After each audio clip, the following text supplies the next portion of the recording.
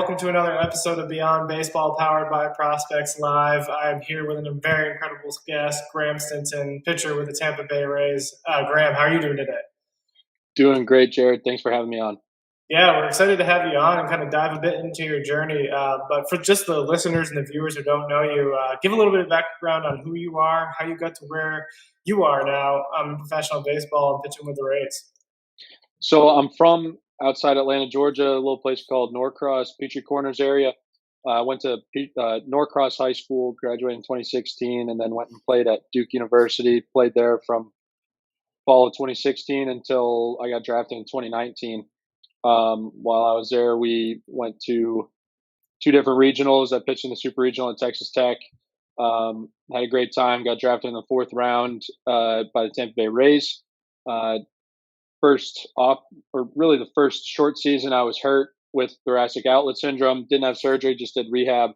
And then from there, went to Instructs in 2019, and then we didn't play in 2020, and spent 2021 in Charleston, Low A, and then started in 2022 in Bowling Green, High A, and then finished in Montgomery, Double A. Wow, that's awesome. One thing I want to touch on that you mentioned, you talked about thoracic outlet syndrome and dealing with injuries. And one thing we kind of try to always focus on in this podcast is kind of battling through those moments of adversity and having to overcome injuries. What were some of the things that really helped you during those times?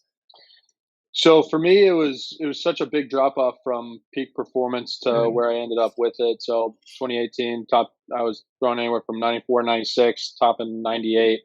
And then coming into 2019 and first start 90, 93, and then 88, 90, and then 87, 89, 86, 88. Like last start against Louisville, I was like 83, 86. And so from there, it was kind of one, figuring out what was wrong with me, two, figuring out the rehab, which was more so after I got drafted. And then from there, it was really having a longer term end goal, which was I want to be where I was. And it's taken me, what is it, 3 years now, going into year 4 really of trying to get all the way back to where I was. Had a couple of 95s this past year, a lot more 94s, but overall, it's just been a lot of trial and error for me trying to figure out my body and how my body works, what my body responds to. So I've really treated it as a 3-4 year long science experiment with me as the test subject. So constantly testing and hypothesizing what's going to work and what's going to make me better and more resilient as a human being and also as a pitcher, and really trying to get my body in the right place. Yeah, I mean, take us into that moment too, when you finally did get back to the mid-90s. What was that feeling like? I kind of have to imagine after going through all that, spending the 3 years really trying to build back up and that sense of accomplishment you must have felt during that time. It's huge. So like it felt like a big weight off my shoulders. It also felt like a big weight off my shoulders when one of our pitching coordinators last year in Charleston came up to me and was like, "Hey, dude, like I know where you were, I know where you're trying to be, but I don't want you to try and be anything but who you are today.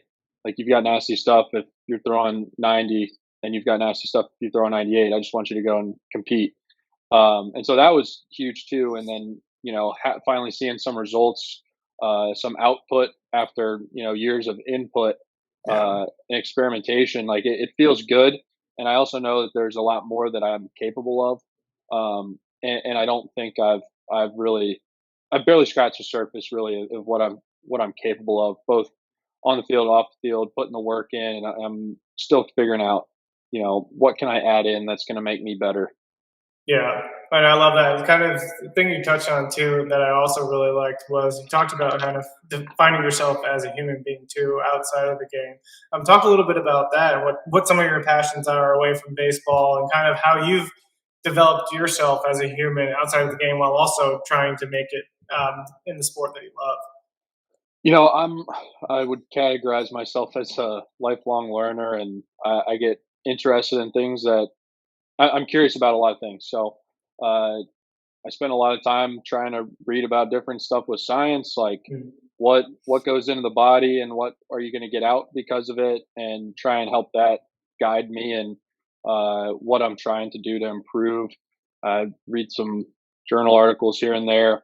But in 2020, after we got sent home from COVID, started working with my buddy Eli Herrick on a company that's now called StatStack. We do recruiting using metrics, essentially matching kids, high school athletes, to colleges based off of their data and what information on them is available, anywhere from you know pitch breaks to GPAs and location and how hard they're hitting the ball, infield velos, all that, and trying to create a picture for high school athletes of where they're going to fit in college.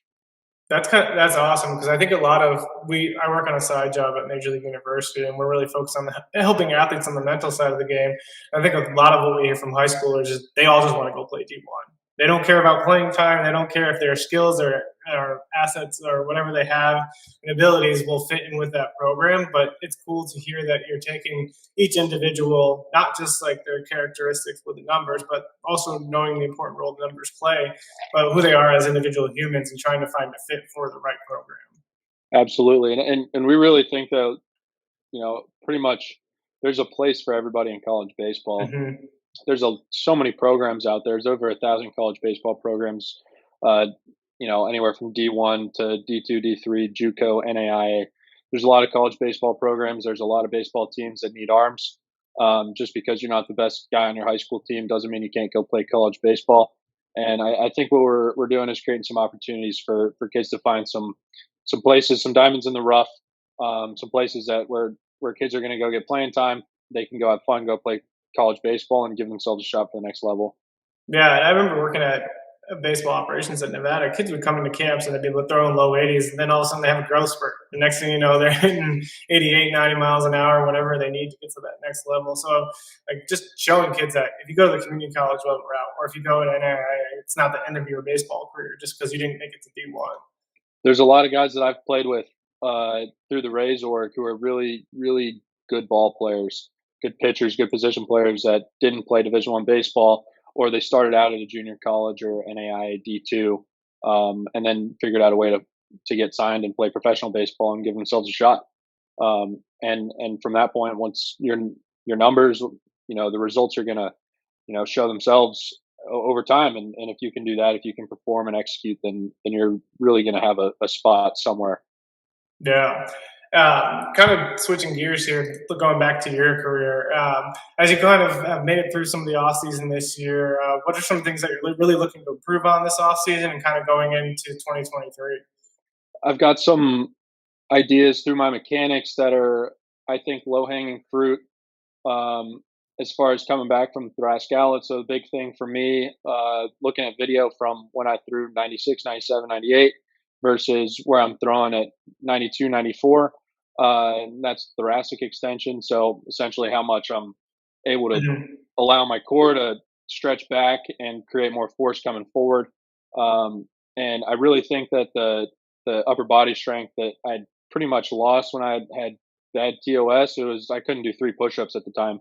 Back in 2019, it was bad. It was weird. And I finally felt like I got that upper body strength back. Everything was kind of firing again, and so that's been a huge thing for me this off season, is really crushing the upper body, getting strong again. Finally able to do pull-ups again like a normal person, crank out 5 or 6, and so I think I made a ton of strides in that area, and I'm really excited to have a few more months of the off season, really crush it and get stronger. That's awesome. It's good to hear that you're having that build of success, getting ready for 2023. Speaking of the off season, though, I've asked this to every guest. What's your go-to restaurant when you get home for the off season? Ooh, there's a barbecue spot in between here and my parents have a mountain house in Bryson City, North Carolina. Okay. It's called Haywood Smokehouse, and we always try and stop there when we're on our way up there. Really good pulled pork, really good pulled chicken, brisket, and I've got to stop there every time I'm in that area. And it seems like it's during the off season that I'm able to get up there. What's the go-to order? The combo platter, pulled pork and brisket, a little mac and cheese on the side, maybe some fried okra, and then maybe a Miller Lite, Coors Light. See what happens. Love it, love it. Good go-to meal for the barbecue spots. To kind of wrap it up, this is always one of the last questions I ask as we kind of focus on the human side of the game. What advice would you have for future athletes who are going through some of the same things that you had to, kind of powering through adversity or trying to just make it to that next level of professional baseball? So I think that the biggest thing that has allowed me to really stay focused is this idea of creating a resilience, uh, creating resilience in your mind and in your body. So everything that you do when it comes to baseball should be focused around making a more resilient version of yourself. Mhm. And that happens with both the mental game and the physical. So on the physical side, you want to be as strong as possible. You want to be uh, not injury prone. You want to be uh, essentially safe from injury by being strong and being mobile and working through full range of motions on everything. And really just trusting the fact that the work is going to show over time, and trusting that, really trusting that. It's hard to do at times because you don't see Yeah. results, the day after you work out. You bench 135 one day, you shouldn't expect to bench 185 the next day, or 225, right? And mentally, it's the same way. You've got to have that long term goal of like, where do I want to be in 10 years or 5 years, and be able to stay focused on that and be able to put the blinders on, because there's a ton of outside influences that are going to try and hop in and Yeah. really distract you from what you want to do. And we talked about this. I got a good group of buddies in the Rays, and we've talked about this. Is like, it's tempting to go, work another job and make more money. It would probably be a lot easier emotionally and a lot easier physically, Yeah. because that security mindset is really tempting.